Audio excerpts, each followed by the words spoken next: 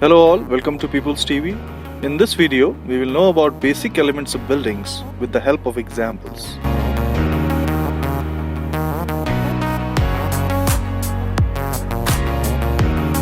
First and most important one is foundation.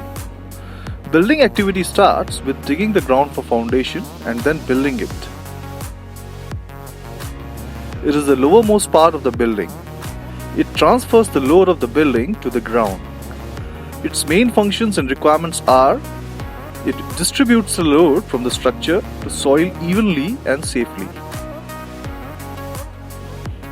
It anchors the building to the ground so that under lateral loads buildings will not move. It prevents the building from overturning due to lateral forces. It gives level surface for the construction of superstructure.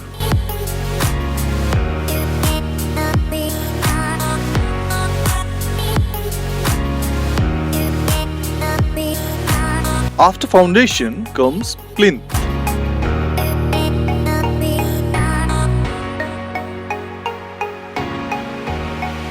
The portion of the wall between the ground level and the ground floor level is called plinth. It is usually of stone masonry. If the foundation is on piles, a plinth beam is casted to support wall above floor level. At the top of plinth, a dam-proof course is provided. It is usually 75 mm thick plain concrete course.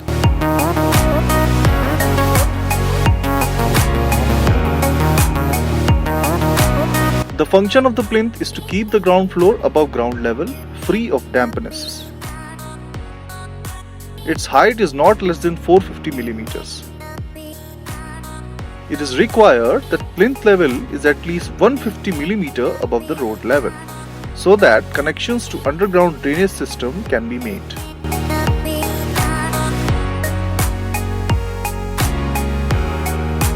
After plinth comes columns and walls.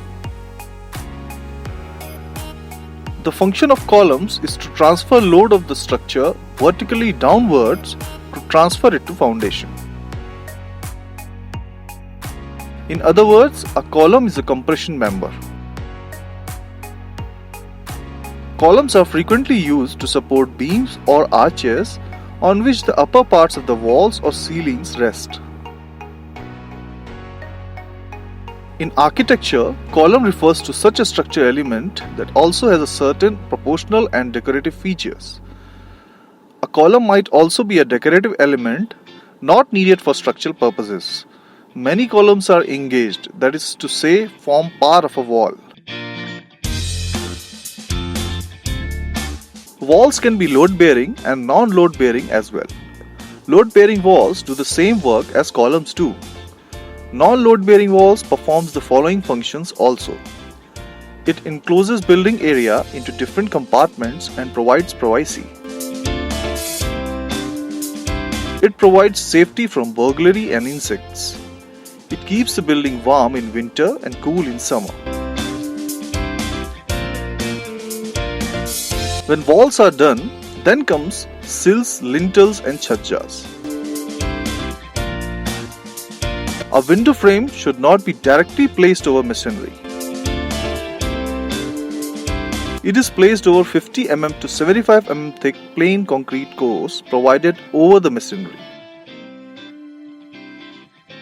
This course is called as sill.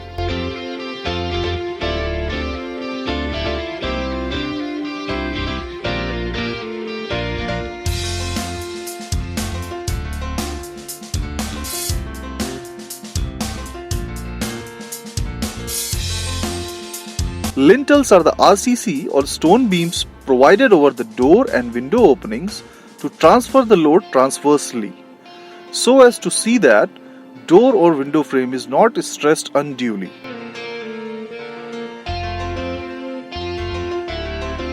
The width of lintels is equal to the width of wall, while thickness to be provided depends upon the opening size. Chhajja is the projection given outside the wall to protect doors and windows from the rain. They are usually made with RCC. In low-cost houses, stone slabs are provided as chhajjas. The projection of chhajja varies from 600 mm to 800 mm. Sometimes, drops are also provided to chhajjas to improve aesthetic look and also to get additional protection from sun and rain. Now, another important elements of building are doors and windows. The function of a door is to give access to different rooms in the building and to deny the access whenever necessary. Number of doors should be minimum possible. The size of the door should be of such dimension as will facilitate the movement of the large objects likely to use the door. Windows are provided to get light and ventilation in the building. They are located at a height of 0.75 to 0.9 meters from the floor level. In hot and humid regions, the window area should be 15 to 20% of the floor area. Another thumb rule used to determine the size and the number of windows is for every 30 meter cube of inside volume, there should be 1 meter square window opening.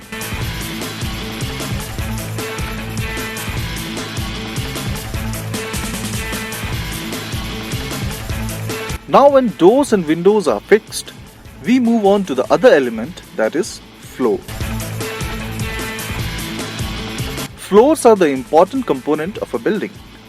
They give working or useful area for the occupants. The ground floor is prepared by filling brick bats, waste stones, gravel and well compacted with not less than 100 mm sand layer on its top.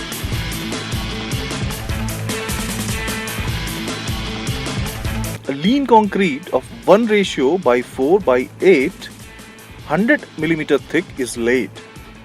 On this, a damp-proof course may be provided. Then floor finishing is done as per the requirement of the owner. Cheapest floor finish for a moderate house is with 20 to 25 mm rich mortar course finished with red oxide. The costliest floor finish is mosaic or marble finishing. Other floors are usually of RCC finished as per the requirements of the owner.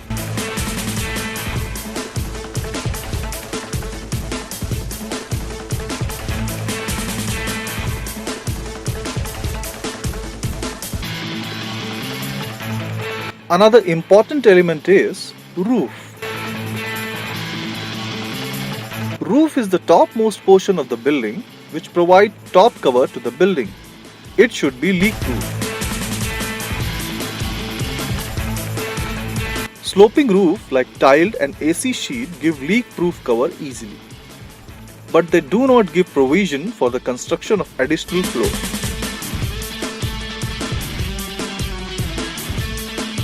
Tiled roof gives good thermal protection.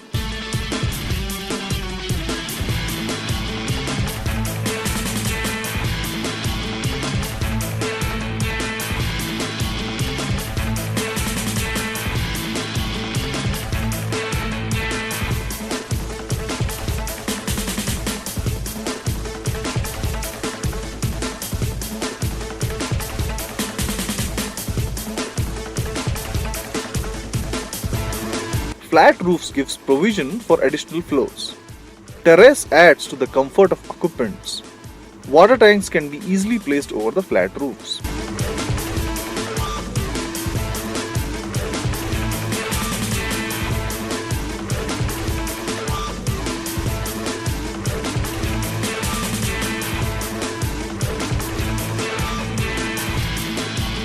Another important elements are steps, stairs and lifts.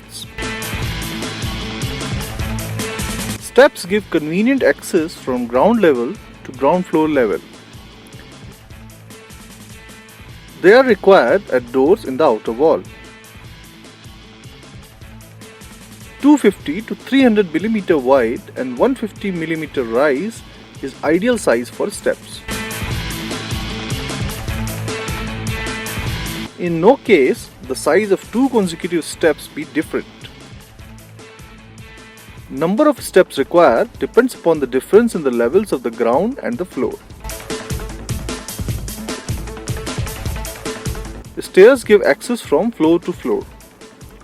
They should consist of steps of uniform sizes.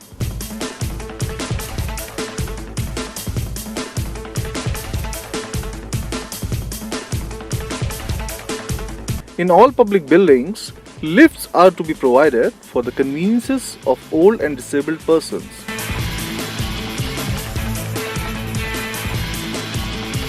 In hostels, G+3 floors can be built without lifts, but in residential flats, maximum floors permitted without lifts is only G+2.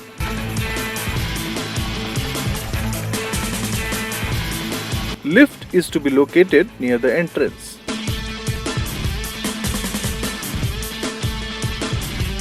Size of the lift is decided by the number of users in peak hours.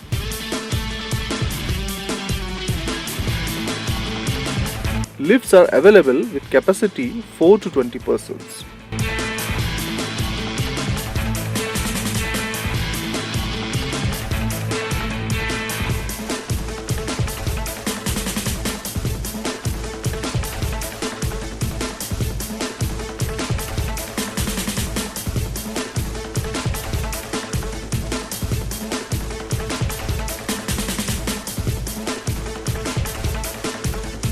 Another element which gives life to the building is service.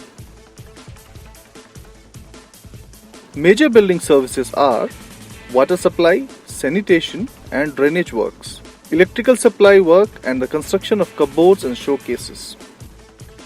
For strong water from municipal supply or from tanker, a sump is built in the house property near a street. From the sump, water is pumped to overhead tanks placed on or above roof level so as to get water all the 24 hours. Plumbing work is made so as to get water in kitchen, bathrooms, water closet, sinks and garden taps. For draining rainwater from roofs, downtake pipes of at least 100 mm diameter should be used. Proper slope should be given to roof towards downtake pipe. These pipes should be fixed at 10 to 15 mm below the roof surface so that rainwater is directed to the downtake pipe easily. The sanitary fittings are to be connected to stoneware pipes with suitable traps and chambers. Stoneware pipes are then connected to underground drainage of municipal lines or to the septic tank. Many carpentry works are required for building service. They are in the form of showcases, cupboards, racks, etc. Electric supply is essential part of building services. The building should be provided with sufficient points for supply of lights, fans and other electric gadgets. Last and final element of the building is finishing. Bottom portion of slab, walls and top of floor needs smooth finishing with plaster. Then they are provided with whitewash, distemper or paints or tiles. The function of finishing work is to give protective cover to the building, to improve aesthetic view of the building, to rectify defective workmanship in the building during previous construction process. Finishing work for plinth consists in pointing, which improves the strength and workability of the plinth, while floor polishing improves the durability of floor. Okay guys, that covers all major elements of buildings. Join me on Facebook or other social platforms to get connected and talk on it. If any doubt or question, write them down in the comment section. Also don't forget to like, subscribe and share my videos to your friends in need. Thanks.